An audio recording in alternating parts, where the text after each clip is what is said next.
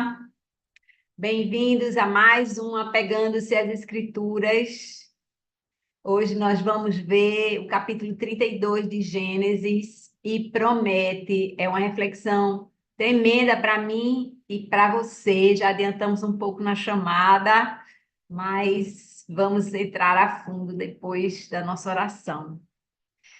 Pai, obrigada, Deus, porque tu mostras, Senhor, a verdade da nossa limitação. Eu lembro quando eu lia a palavra e pensava que todos os personagens que estavam ali eram especiais, escolhidos, eram exemplos a serem seguidos, e a gente vê que eram pessoas como cada um de nós, com suas virtudes, seus defeitos, mas um chamado, um convite teu. E, Deus, como é evidente a insistência com que tu operas nas nossas vidas, apesar de toda a nossa cabeça dura, tu estás, Senhor, sempre operando. Obrigada, Senhor, pela tua paciência conosco. Obrigada pelo teu ensino, que o teu Espírito Santo esteja aqui conosco essa manhã, iluminando as nossas mentes, o nosso entendimento e tocando os nossos corações. Em nome de Jesus. Amém. Amém, amados. Ó, só lembrando um pouco para contextualizar, semana passada nós vimos os capítulos 30 e 31 de Gênesis, né? E ali no capítulo 30 nós vimos mais, né, dos filhos de Isaac, porque no capítulo 29, no finzinho do 29, a gente viu o nascimento dos 4 filhos de Lia, muito importante, né? O nascimento de Judá. Ele não era o primogênito, mas ele era aquele que a mãe deu o nome dele de louvor. Judá significa louvor, e foi Judá que foi escolhido, né, para ser a veia, né, a geração de Jesus, né? Onde Jesus viria. Enfim, ali nós no capítulo 30 nós vimos vários filhos, primeiro de Bila, que era serva de Raquel, que ela tinha oferecido ao seu esposo Jacó, e ali Bila teve Dan e Naphtali. Depois teve, eita, espera um pouco. Eu não sei o que está acontecendo aqui. Alguém tentou compartilhar algo, mas funcionou. Desculpa, vamos nós. Aí nós vimos que nasceram Dan e Naphtali, nós vimos que Zilpa, que era a serva de Lia, deu a Jacó Gade e Assé, e aí Lia, ela mesma, que já tinha gerado 4 filhos antes, gerou Issacar, Zebulon e Diná, né? Uma filha que Jacó tem, que muita gente não sabia. E finalmente, Deus abriu a madre de Raquel e ela deu à luz a Isaac, o filho queridinho de Jacó, né? E até agora a gente tem 11 filhos e uma filha, mas lembra que mais tarde viria o ponta de rama, né? Benjamim, outro filho de Raquel, mas isso só no futuro.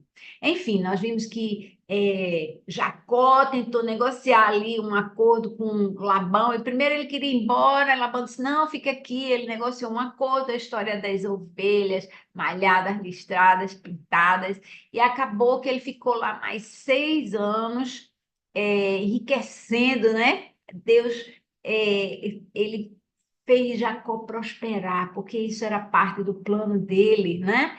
E ele motivou Jacó através de um sonho que só foi visto no capítulo 31, lá na frente, né? Capítulo 31 mostra esse sonho. Veja como Deus, ele é parceiro nosso em tudo que ele quer que a gente faça.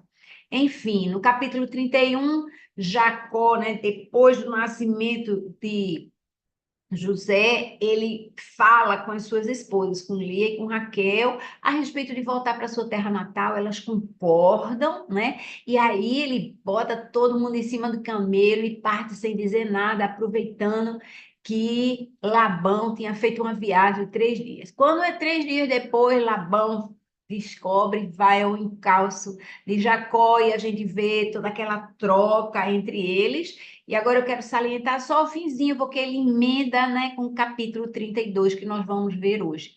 Os versículos finais do capítulo 31. Começando no 53b, na segunda parte do versículo 53. Então Jacó fez um juramento em nome do temor de Isaque, o seu pai. Olha, eu queria ressaltar isso aqui porque é muito importante para hoje a gente ver a respeito do que Jacó usava para fazer juramentos. Não era o temor dele, era o temor de Isaque, o seu pai. Versículo 54, ainda do 31, ofereceu um sacrifício no monte e chamou os parentes que lá estavam para uma refeição. Depois de comerem, passaram a noite ali. Bem cedo na manhã seguinte, Labão beijou seus filhos e as suas filhas e os abençoou. Depois voltou para a sua casa. E aí, isso emenda com o nosso texto de hoje, do capítulo 32, versículo 1, que diz: Jacó também seguiu o seu caminho, e anjos de Deus vieram ao encontro dele. Quando Jacó os avistou, disse: Este é o acampamento de Deus. Por isso, deu àquele lugar o nome de Manaim. Note que essa separação entre Labão, agora oficial, né? Entre Labão e Jacó, abriu um novo momento na vida de Jacó. Por 20 anos, Jacó esteve na casa de Labão. Labão, um enganador, maior do que ele, né? Fez trapaças com ele, 10 vezes mudou o salário dele, o acordo, ofereceu a ele a filha mais velha, Lia, no lugar da que ele pretendia, que ele tinha pedido, que era Raquel, tinha trabalhado 7 anos por ela, então ele trabalhou os 7 anos que prometeu, depois trabalhou outros 7 anos por Raquel, e mais tarde, quando Deus o fez prosperar, como nós já vimos anteriormente, ele começou a reclamar. Então, você quer ver isso? Vai lá na sessão anterior a essa. Mas agora que Jacó tinha se desligado de Labão, ele vê os anjos do Senhor ao redor. Eu queria puxar aqui para vocês, minha gente, isso a separação das coisas do mundo, ela realmente abre a nossa visão espiritual. Às vezes você diz assim, não, eu estou ali, mas eu não estou sendo influenciada, eu não estou fazendo o que as pessoas fazem, eu estou até evangelizando, mas a gente precisa se resguardar, a gente precisa dar oportunidade, ficar sozinho com Deus. E vocês vão ver que mais para frente Jacó vai ficar sozinho também nesse capítulo e grandes coisas vão acontecer. É muito importante que nós guardemos o nosso momento precioso, chamado secreto, né? Para estar com o nosso Pai. Isso é muito importante. A gente não pode abrir mão disso. E aí, isso é importante que a gente veja assim: os anjos do Senhor já estavam com Jacó antes. O Senhor estava com Jacó, mas ele não via, percebe? E aí, isso abala a sua fé. Você pensa, não, estou firme, mas a palavra de Deus diz: aquele que pensa que está de pé, cuide para que não caia. Então, é muito importante que a gente esteja enxergando o mundo espiritual. Eu creio verdadeiramente que a nossa fé e a nossa esperança, elas são alimentadas pelo mundo espiritual que nós enxergamos ao nosso redor, porque eu vou dizer, as coisas que acontecem ao nosso redor, elas são todas regidas pelo Senhor e nós precisamos sempre estar atentos a isso, não é? E agora vamos seguindo. Só um detalhe aqui a respeito do nome, né? Que Jacó deu aquele lugar, Maanaim. Maanaim significa 2 acampamentos. Por quê? Porque não havia ali apenas o exército de Esaú, porque a gente já teve notícia disso anteriormente também, mas também o exército do Senhor. 2 acampamentos, é muito importante que a gente saiba, né? Às vezes nossos olhos se abrem, não é só aqui e a gente enxerga o exército do Senhor ao nosso redor. Agora vamos prosseguir nesse trechinho de 3 a 6, quando Jacó mandou uma mensagem a Esaú. Esse capítulo 32 é toda uma preparação de Jacó para um encontro com seu irmão Esaú. Versículo 3: Jacó enviou adiante dele mensageiros a Esaú, seu irmão, na terra de Seir, região de Edom, e lhes ordenou: Vocês dirão o seguinte ao meu senhor Esaú: Assim diz o teu servo Jacó. Eu tô querendo que vocês prestem atenção na postura de Jacó, quando ele fala, quando ele instrui os seus mensageiros. Ele diz: Fale o seguinte ao meu senhor Esaú, diga a ele assim: O teu servo Jacó estive com Labão e lá permaneci até agora. Tenho bois e jumentos, ovelhas e cabras, servos e servas. Envio agora essa mensagem ao meu senhor para alcançar o seu favor. Quando os mensageiros voltaram a Jacó, disseram-lhe: Fomos até Esaú, seu irmão, e agora é ele quem vem vindo ao seu encontro com 400 homens. Note de novo, né? Houve a atitude de humildade de Jacó, e Jacó, quando ele começou a dizer tudo que ele possuía, ele não estava se gabando, não, minha gente. Ele queria mostrar que ele era um homem de muita riqueza, que ele não vinha para tomar nada de Esaú, e ele estava dizendo assim: Olha, eu quero alcançar o seu favor. Ele colocou claramente por que ele estava vindo ali, mandando aqueles mensageiros, né? E aí eu quero lembrar você que esses 400 homens, pô, você pode pensar assim: 400 homens não é nada, né? Mas lembra que lá atrás, Gênesis 14, a gente viu quando Abraão lutou contra 5 reis, com 318 homens, e venceu esses reis, resgatou Ló, o sobrinho dele, lembra daquela história? Então, agora Jacó estava ali somente viajando com mulheres, crianças, seu gado, né? Ele não tinha homens preparados, e o irmão dele estava vindo com 400 homens ao seu encontro. Aquele irmão que prometeu: assim que meu pai morrer, eu vou matar Jacó. Então a situação de Jacó não é favorável e ele fica com medo, né? Vamos prosseguir. Veja os versículos 7 e 8. Diz assim: Jacó encheu-se de medo e, angustiado, dividiu em dois acampamentos todos os que estavam com ele, bem como o rebanho, o gado e os camelos. Pois pensou: se Esaú vier e atacar um dos acampamentos, o outro poderá escapar. Mais uma vez a história dos dois acampamentos. Lembra Maanaim? Maanaim? Pois é, né? Essa notícia da vinda, né, da aproximação de Labão com 400 homens era assustadora, né? É importante, porque se a gente lembrar um detalhe, a mãe de Jacó, Rebeca, quando ela aconselhou o filho: vá-se embora lá para a terra da nossa parentela, vá para Padã Arã. Ela disse: aí a ira do seu irmão vai se apaziguar, e quando ela se apaziguar, eu mando chamar você. Só que ela nunca mandou chamá-lo. Em 20 anos, a Rebeca nunca mandou chamar o filho queridinho dela, né? Jacó ficou lá, então era capaz da ira de Esaú não ter passado, né? Mas veja o seguinte: o próprio Deus tinha mandado Jacó retornar. Isso tudo tem uma sequência, minha gente, vocês já viram isso antes, né? Depois, Deus tinha acabado de dar um livramento de Labão, porque Labão também veio atrás de Jacó e não veio para dar um beijinho nos netinhos, como ele tinha dito, não, né? A gente viu semana passada. E a terceira coisa, Jacó tinha visto o exército dos anjos de Deus ao redor. Então, Jacó, ele realmente tinha elementos para crer, porque Deus estava ali, estava falando com ele, estava orientando ele, estava abrindo os olhos dele, estava dando livramento a ele.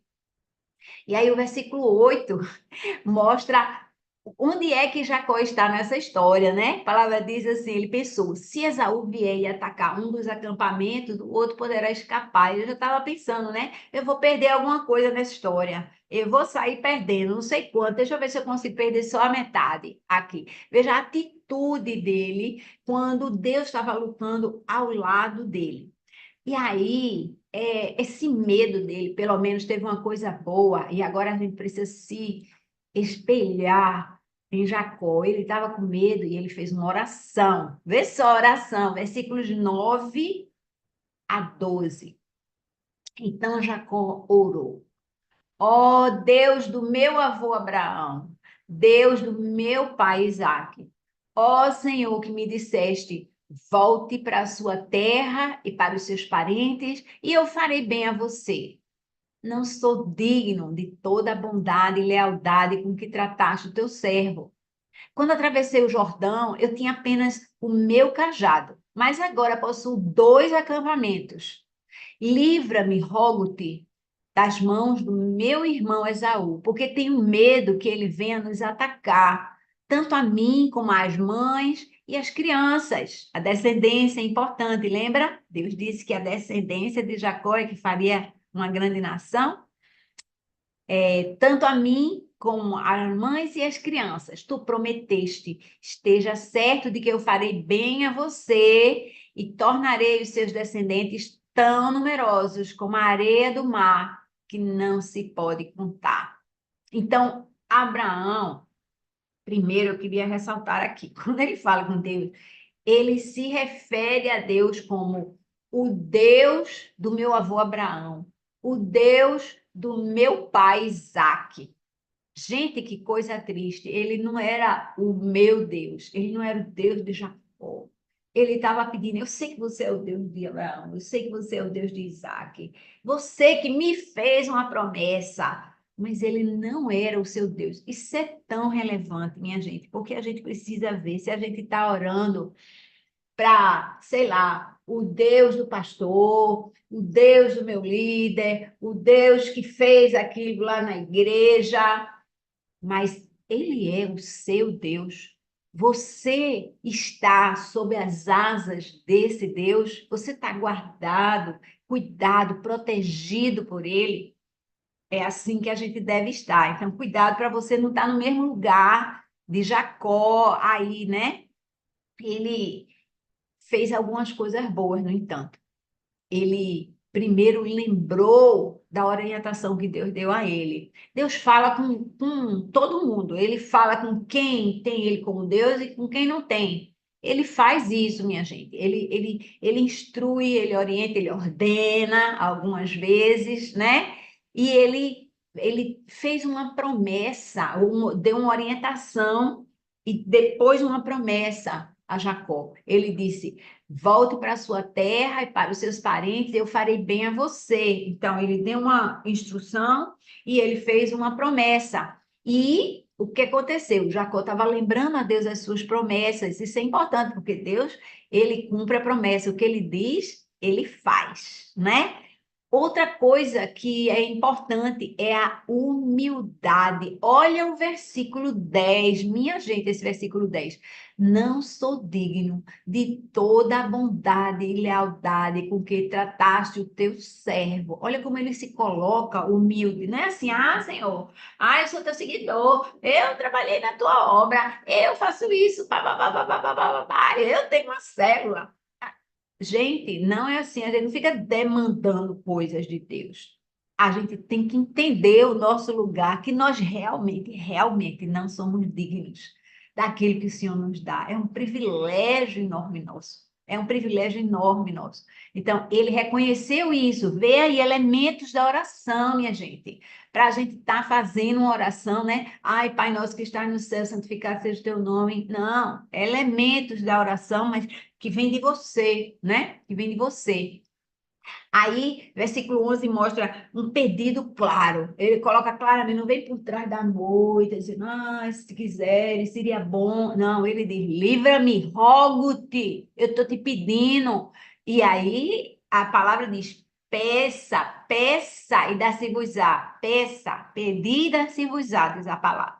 E ele disse: livra-me das mãos do meu irmão Esaú, porque eu tenho o quê? Eu tenho medo que ele venha nos atacar. E aí ele diz: eu estou vulnerável, eu estou aqui com as mães, eu estou aqui com as crianças, eu estou aqui, eu estou aqui. Então, ele se colocou vulnerável diante do Senhor com um pedido claro, né? Se derramando, mas é muito importante, com fé, viu, minha gente? Porque vocês dizem assim, tá tudo aqui, aí ele vai destruir tudo. Aí Jacó falhou quando ele fez assim, porque agora pode ser que ele mate a metade, mas eu vou ficar aqui com a metade. Não! O nosso Deus é um Deus de vitória, o nosso Deus é um Deus de exuberância, tudo que ele faz abunda e sobeja. Ele pode não só proteger metade, como proteger todo o bando ali, né?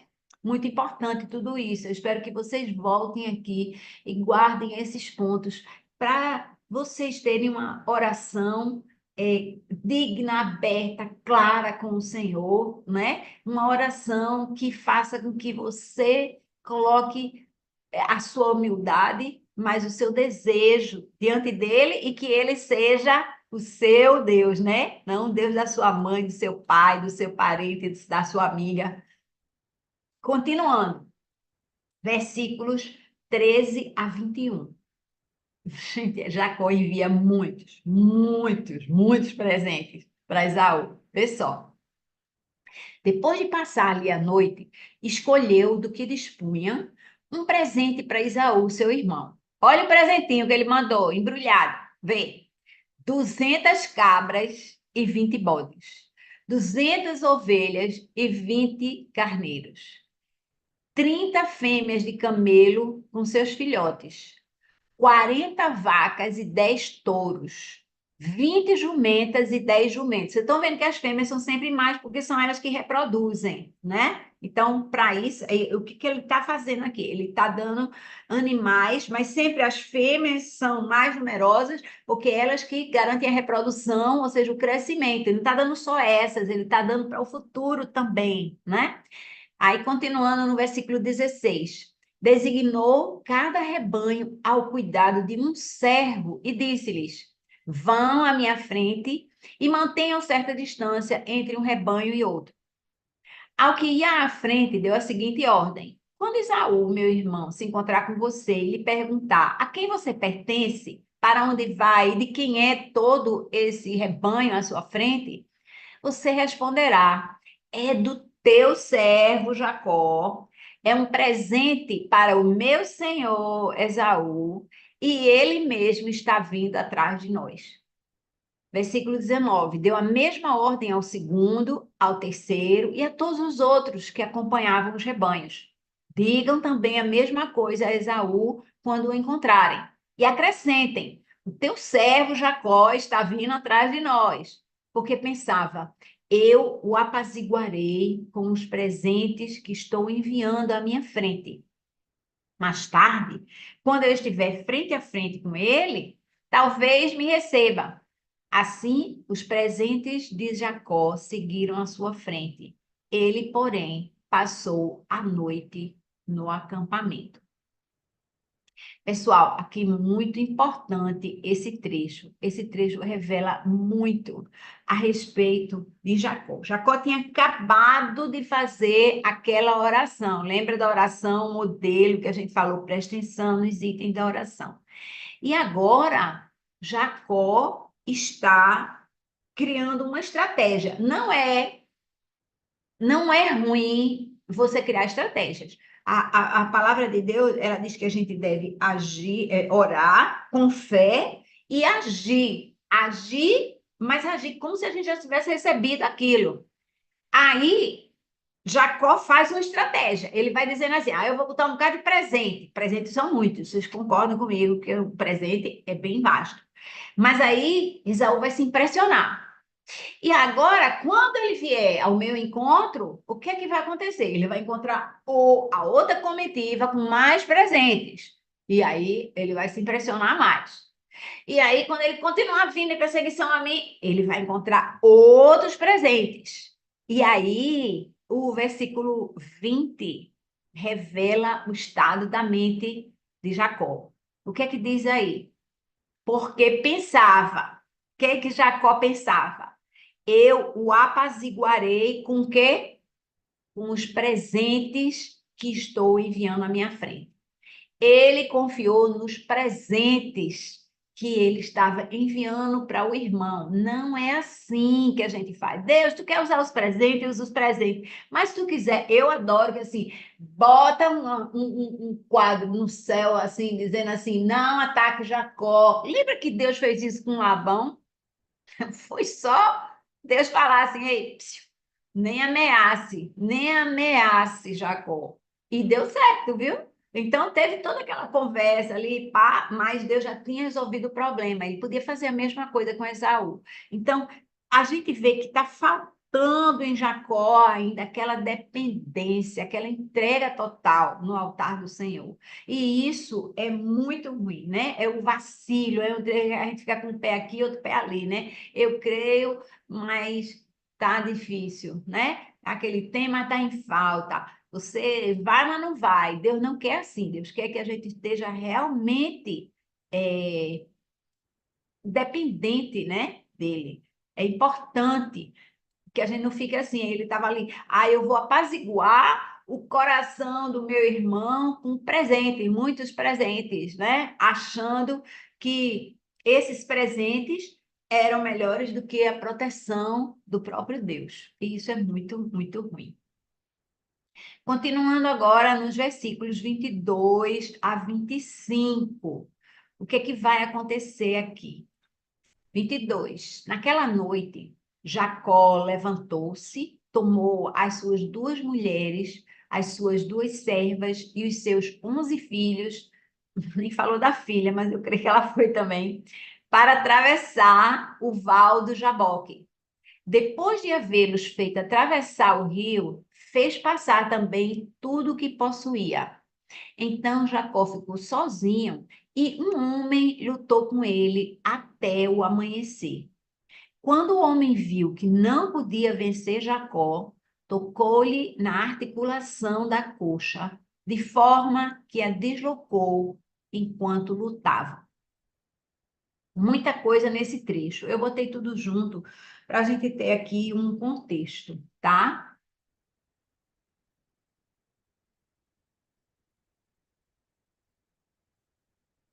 Mas olha o que aconteceu. Era de noite. Era de noite e Jacó resolveu que ele ia levar a família e os bens e tudo para o outro lado do riacho, do Jaboque, né?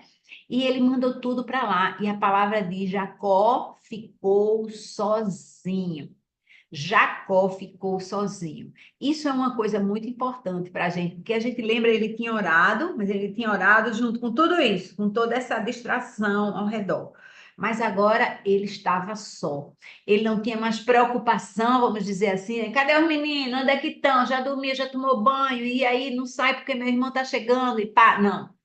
Ele estava sozinho agora. E aí a palavra diz: um homem lutou com ele até o amanhecer. Marca esse negócio aí, porque é muito importante, minha gente. Houve um homem que lutou com Jacó. Não foi Jacó que lutou com o homem. O homem lutou com Jacó, né?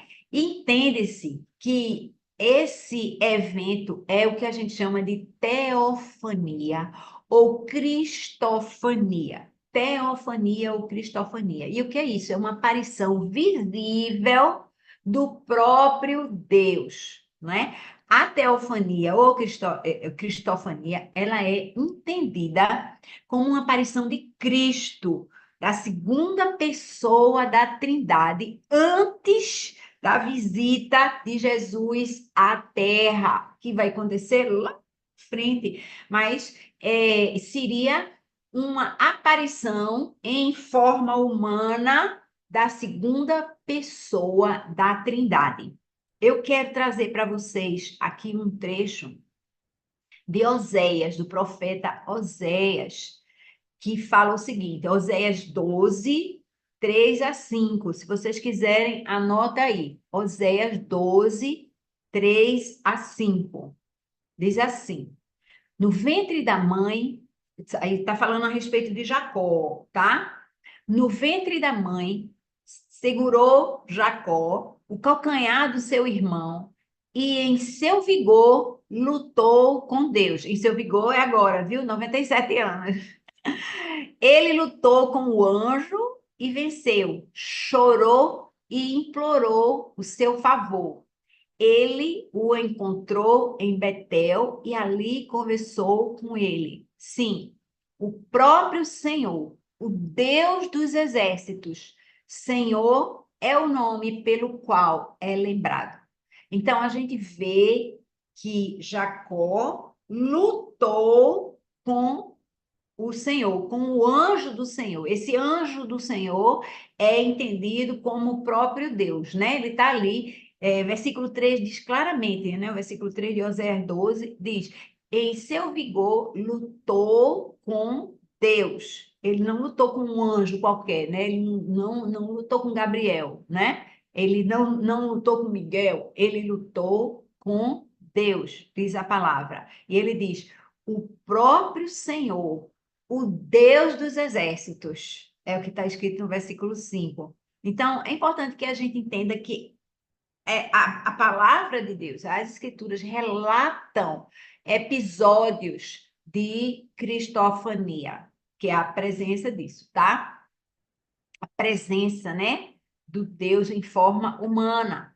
E isso já aconteceu antes também, naquele episódio aqui em Gênesis, quando com Abraão, né? Gênesis 18, quando Abraão recebe aqueles três homens, que eram três anjos, um dos quais era o anjo do Senhor. Dois deles foram para Sodoma e Gomorra, lembra? Dois deles foram fazer a destruição de Sodoma e Gomorra, o outro ficou, que entende-se que era o anjo do Senhor, com Abraão, tá? Então, é muito importante que a gente entenda que tudo isso representa a luta de Deus, a luta dele para vencer a nossa autossuficiência, gente.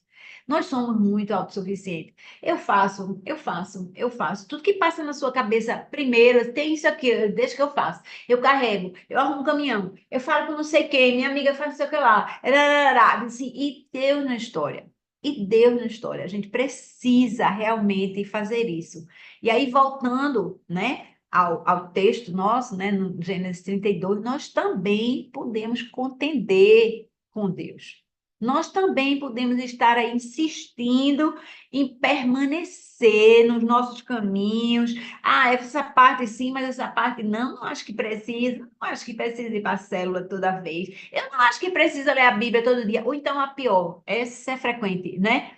Não tenho tempo para ler a palavra de Deus. Você não tem tempo para ler a palavra de Deus, você não tem tempo para deixar Deus se apresentar a você. Porque a Bíblia, minha gente, Deus escreveu para a gente ler.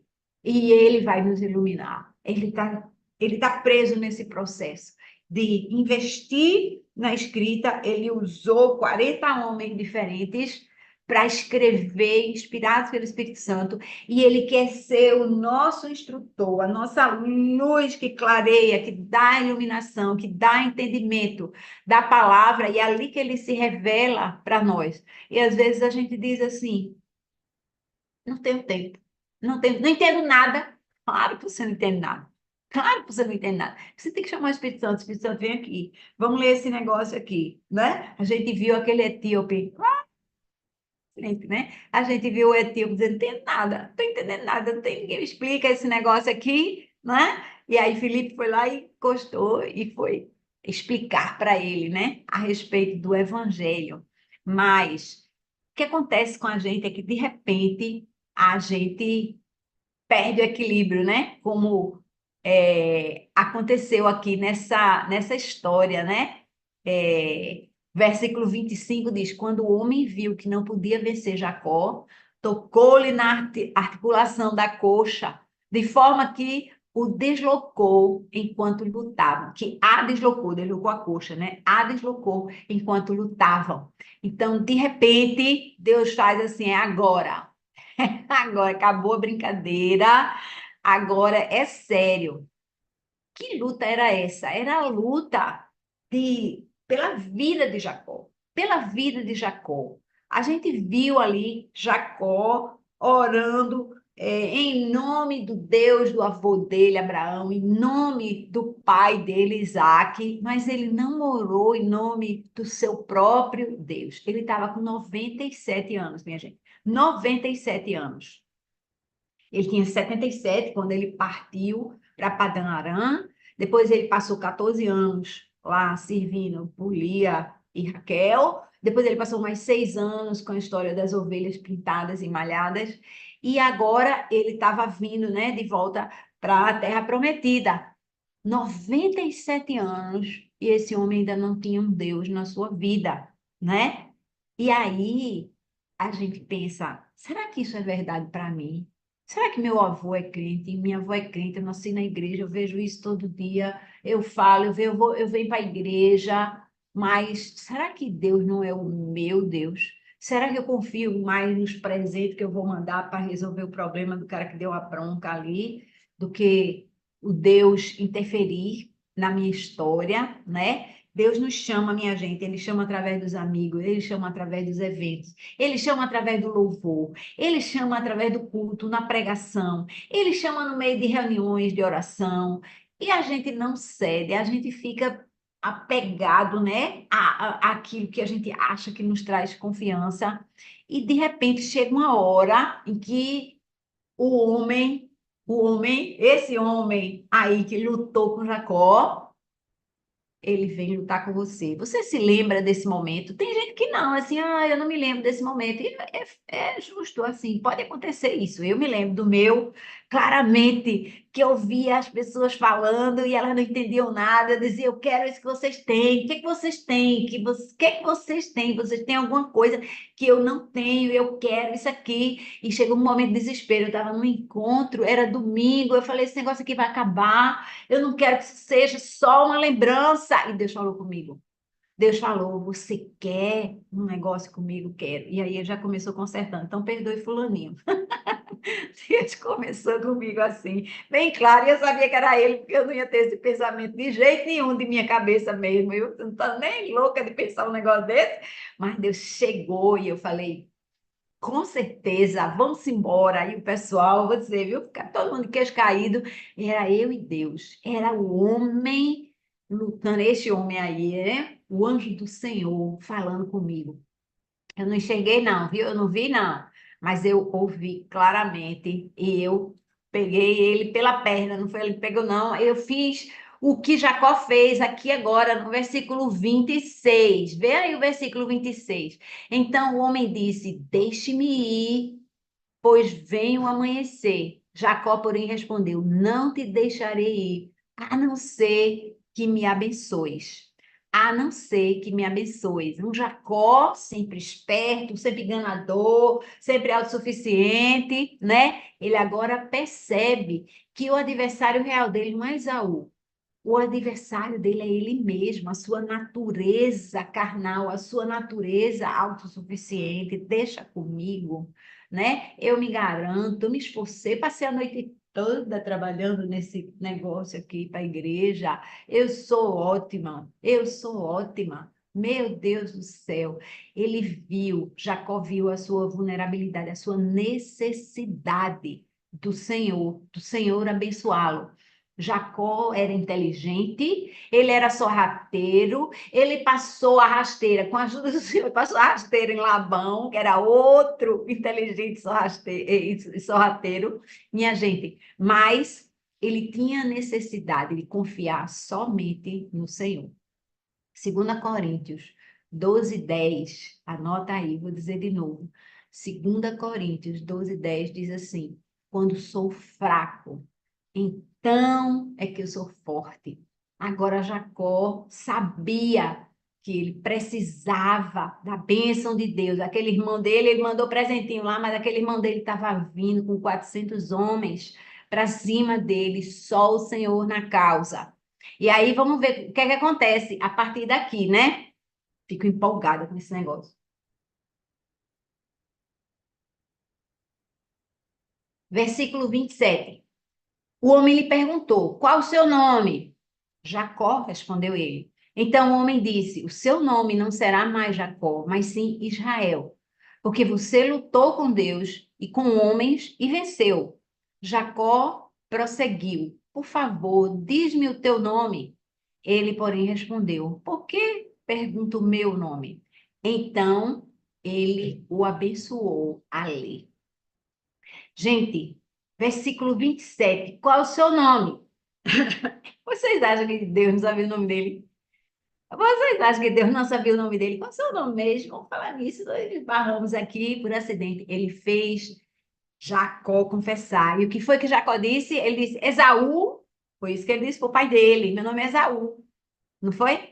Mas o que que ele respondeu agora? Jacó. Jacó, eu sou o enganador. É isso que o nome dele significava. Eu sou o enganador.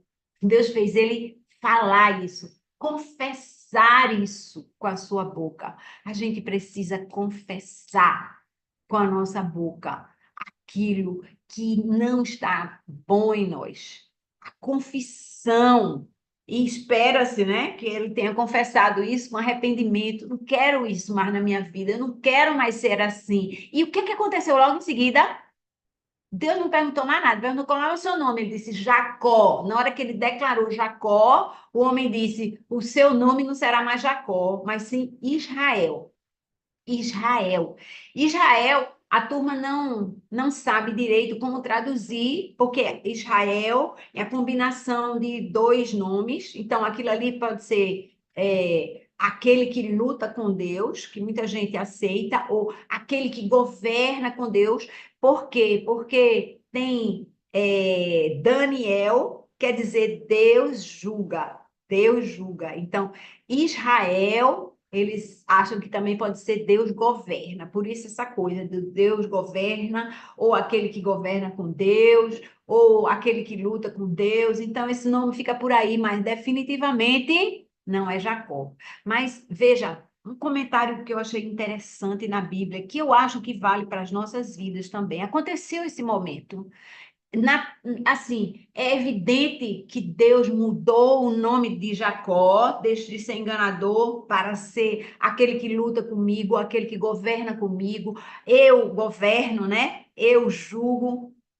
E o comentário bíblico diz o seguinte: olha, desse ponto em diante, na Bíblia, ocorre, né, a menção do nome de Jacó duas vezes mais do que a menção do nome de Israel. Jacó, ele é usado dali para frente muito mais do que Israel.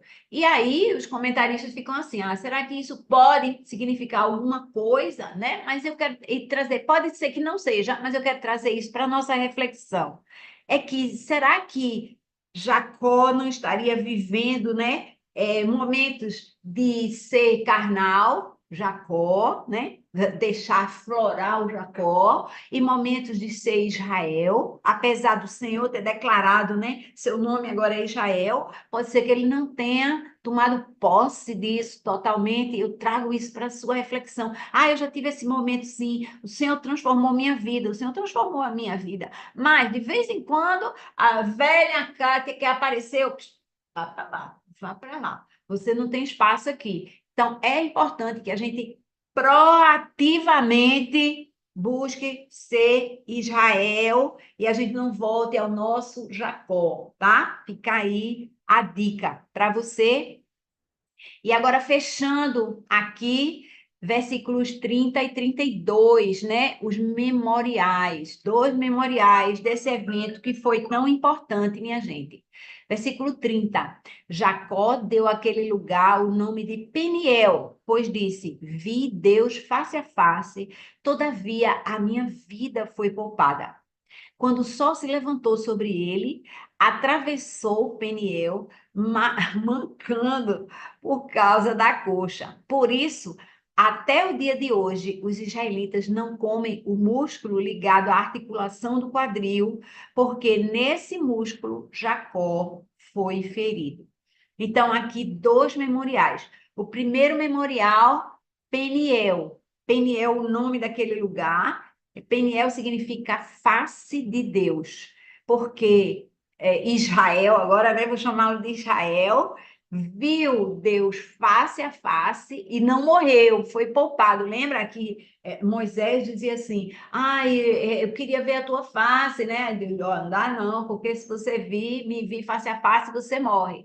E Israel estava dizendo: eu vi Deus face a face, porque lembra, era uma cristofania. E ele não morreu, e ele disse, né? Vi a face de Deus, por isso chamou aquele lugar de Peniel, foi um memorial. E o outro memorial foi ele mancando. Gente, olha que coisa, a cada passo, literalmente, a cada passo, Israel era lembrado daquele momento dele de luta com o anjo do Senhor. Será que a gente vai precisar de ficar mancando para a gente se lembrar passo a passo do momento que Deus nos chamou de vez e disse, ó, daqui agora não passa, agora é comigo, né? Será que a gente precisa disso? Faça um memorial para que você se lembre disso e não retorne, né, ao velho homem aí. Enfim, encerramos aqui o capítulo 32, capítulo 33. Finalmente nós vamos ver o encontro, mas aí é só na semana que vem. Agora é com vocês, minha gente, vamos lá. Comentários acerca da conversão de Jacó, mas principalmente a sua conversão, a sua reflexão sobre a sua experiência. Fala aí com a gente. Quem vai?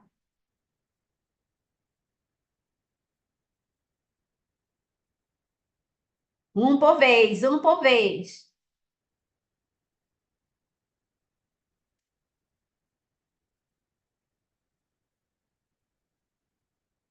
Vamos lá, povo. Vai, Lari. Oi, gente, bom dia, bom dia, bom dia. Que história incrível, né? Que é a nossa história, são os nossos ancestrais. Eu fico assim, meu Deus, que lição a gente tem aprendido. Eu fiquei pensando aqui, Kátia, aí eu quero só mais assim trocar com você. Nessa luta de Deus com Jacó e transformando ele aí em Israel. Eu pensei que eu faria um paralelismo como se fosse o batismo de Israel, quer dizer, ele lutando com Deus na água, né? Ele morreu ali, o velho homem, e ali nasceu o novo homem. Isso poderia ser levado em consideração, ou seria realmente ali só a troca mesmo do nome, mas ele não nasceu uma nova criatura ali? Ele teve um novo nome, nasceu certamente, né? Deus declarou a ele: você não vai ser mais chamado de Jacó, mas mesmo na palavra dele, ele foi chamado de Jacó, né? E eu quero dizer a você: muitas vezes Deus declara coisas que não são sentenças, são convites. São convites. Então, eu estou puxando para outra coisa, porque é o que eu acho que é mais importante do que foi o batismo, não foi? Porque o batismo é, como a gente sabe, né, um ato exterior do que aconteceu lá dentro. Então, eu acho que é mais importante a gente entender o que aconteceu lá dentro. O que aconteceu lá dentro foi um convite de Deus a que ele se chamasse Israel, que é o que ele nos chama a todos nós. De sermos essa nova criatura, sim, a nova criatura. É o nascimento de uma nova criatura. Nós somos essa nova criatura. E a questão é nossa responsabilidade desenvolver essa nova criatura e não deixar essa nova criatura nanica, né? Um anão que não cresce, que fica ali encruado, que não sabe, não deixa de ser uma criança e está ali sempre, eu sou uma nova criatura, eu sou uma nova criatura, mas a atitude não demonstra isso. Então, é esse momento, sim, mas eu queria chamar a atenção para isso, porque não é uma chave, não é uma chave, não é uma mudança. Deus chamou, aquele foi o momento de dizer a ele: saia daqui, eu quero levar você para ser outra pessoa. Eu acho que é o momento onde Deus declara isso, né? E a história do batismo, de novo, né? Sem desmerecer ou tirar a importância do batismo, mas o batismo é somente um reconhecimento, no mundo material, daquilo que aconteceu lá dentro. E o que aconteceu lá dentro foi a transformação, sim, né? Foi a transformação, sim, daquele homem que confiava em presentes para aquele outro. Meu Deus, falando que só aí. Esclareceu, Lari? Não, foi muito bom. E aí, só o meu ponto que você disse da reflexão da nossa conversão, eu, assim, o pastor Jason, ele tem uma importância na minha conversão muito grande. Ele foi usado como instrumento porque eu fui no dia que eu encontrei, foi no dia do falecimento, do sétimo, como se fosse o culto de entrega do sétimo dia de junho, que era o marido de Narli, que faleceu. Então, eu estava na igreja e fiquei muito emocionada naquele dia. Eu disse, eu quero Jesus para mim, eu quero esse amor para mim. E na saída eu perguntei a Jason. Eu disse, Jason, como funciona isso aqui? Aí Jason disse, olha, aqui funciona assim. E no outro domingo eu fui e ele me chamou pelo nome. E uma passagem que me revela muito é assim: o inimigo chama pelo seu pecado, mas Deus lhe chama pelo nome. E Jason me chamou pelo nome. Quer dizer, como é que esse homem lembrou do meu nome uma semana Bom, o depois? nome dele é Geis, então aí é muito Mas, milagre, né? O milagre é mas quem eu tô ele é. dizendo, aquilo me impactou muito. Aquilo me impactou muito. Ele me chamou pelo nome. E assim, quando você diz assim, ele agora se chama Israel. Como nome, a importância desse nome, da nossa identidade.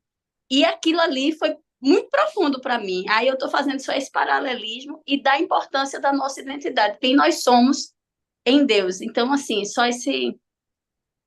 Total. E aí, só dando nome aos bois, vou passar para você, Paulo, mas só dando nome aos bois. Eu creio, Kátia, creio que o grande problema da igreja, não é de um ou outro, a igreja como um todo, é a gente não tomar posse da nossa identidade de cristão. E que é muito importante, não é sair dizendo, eu sou crente, eu sou daquela igreja, eu sou não sei o que, não sei o que, é você, sou filho de Deus e age como tal. Vamos para frente, Pablo. Valeu, valeu, Lari. Oi, bom dia a todos. A gente lê, no caso, essa passagem, né? E toda vez eu sempre vejo, eu via de uma forma literal, sabe? E aqui, assim, você abriu essa questão que eu achei muito significativa, que é a questão do Jacó mancando, quer dizer, a cada passo ele vai lembrando do que aconteceu, né?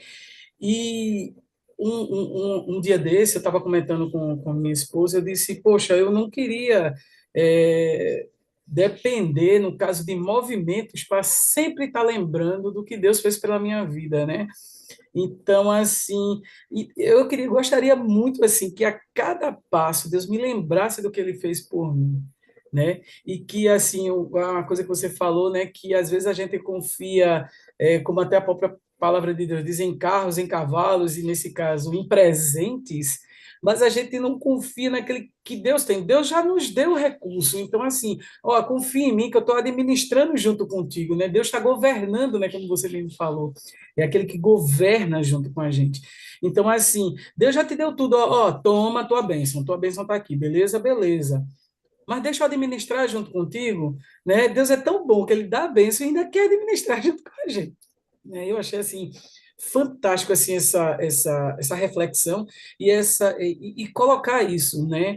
E eu tomo isso para a minha vida, né? E para que a gente, para que a cada dia eu possa lembrar de que Deus está comigo e Ele está governando e que todas essas coisas que Ele nos abençoou, nos deu, as bênçãos físicas, financeiras, psicológicas, e muitas coisas mais, que ele lembra a cada dia, eu disse, olha, eu estou governando, eu estou junto contigo, eu te abençoei e estou contigo, né? Foi Amém. o que ele fez com Jacó.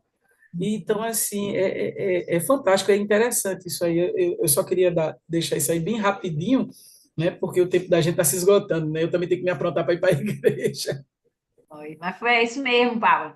Muito importante, né? A gente lembrar do que Deus fez nas nossas vidas. Sim, sim.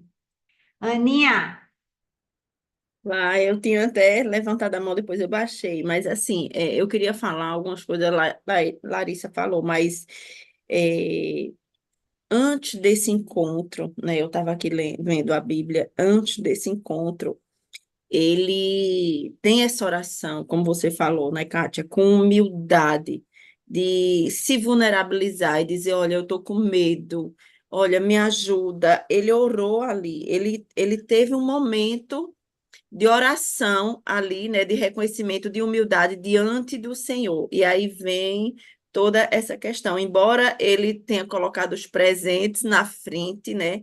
E aí Deus, na sua imensa misericórdia, mais uma vez, Deus se move, não é? E vem ao encontro dele. O próprio Deus, como você disse, né? O próprio Deus, ele vem ao encontro de Jacó. E ele tem ali esse encontro, ele permite esse encontro face a face e que muda tudo, porque não é só a questão de você se chamava Jacó, agora você é Israel, é toda uma estrutura interna que é mudada, é toda uma história que é mudada, é todo o novo que vem de Deus sobre nós, é como a gente. Antes eu era assim, agora eu tive um encontro com o Senhor. O que é que esse encontro com o Senhor impactou a minha vida, né? Trouxe para a minha vida? O que é que esse encontro com Ele faz na minha vida? Talvez eu não precise ficar mancando, talvez eu não... mas marcou o meu coração, marcou a minha alma e eu pertenço totalmente a Ele, né? Então, assim, é o que que esse encontro, a partir desse encontro, muda tudo na vida da gente. E eu fiquei aqui pensando, ai meu Deus, me fugiu o que eu ia dizer. Nossa, me fugiu. Eu estava aqui pensando. Eu pensei naquele versículo que diz assim, que você até citou, né? A tua graça me basta, porque o teu poder, o poder dele, se aperfeiçoa na minha fraqueza, né? Isso é tremendo. Isso é bem aqui a cara de Jacó mesmo. Então, o que eu queria deixar é isso. Eu saio desse estudo assim, me encontre outra vez, Senhor. Me encontre outra vez, porque o encontro com Ele muda tudo, né? Isso, isso. Essa foi a minha oração, sabe? Com esse capítulo, que cada um trouxesse isso para sua vida, trouxesse isso para sua vida, olhasse isso assim, eu, Jacó, eu quero ser Israel, eu quero ser Israel. Então, assim, realmente muito, muito tremendo, né? Essa revelação e que possamos manter isso, né, na nossa vida. Amém. Mais alguém? Não? Pastorzão, é com você agora. Bom dia, gente. Olha que maravilha a gente poder, né, tá, assim, com esse tipo de reflexão, fazendo uma reflexão pessoal, né? A gente tem que trazer tudo isso que foi exposto para uma relação pessoal. E isso seja realmente um diferencial hoje, individual, para cada um de nós. Mais do que olhar para uma história, para uma vida, para alguém, mas o que é que isso aí pessoalmente representa para cada um de nós. Tá? É isso aí, gente. Vamos orar então. Pai, em nome de Jesus, muito obrigado, Senhor. Obrigado pelo teu cuidado, Pai, com as nossas vidas, Pai. Tu tens sempre algo especial, tens detalhes aqui na tua palavra que nos ensinam, Pai, e nos estimulam a viver uma relação íntima contigo, verdadeira, definitiva, marcante contigo. E é isso que nós queremos, Pai. Queremos sim, queremos identificar, Pai, como tu fizeste com o teu filho Jacó, em cada um de nós também, Pai, queremos uma marca especial, Pai, que venha determinar a nossa vida, Pai, nós possamos nos apropriar dessa marca. Essa marca nós temos, sim, Pai. O sacrifício de Cristo foi por nós, Pai. Essa identidade de filho é para nós nos apropriarmos dela e vivermos essa realidade. Muito obrigado. Dá-nos um domingo na tua presença. Queremos te adorar. Em nome de Jesus. Amém. Amém. Amém. Glória a Deus. Glória a Deus Deus. abençoe.